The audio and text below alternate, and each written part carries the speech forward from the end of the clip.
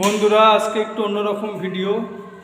আমার যে কর্ম করে খাই সেটা হচ্ছে এই ওয়ারিংগুলো।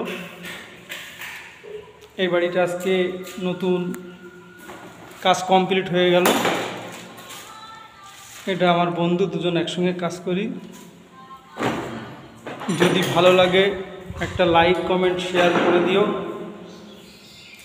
একটা সাবস্ক্রাইব।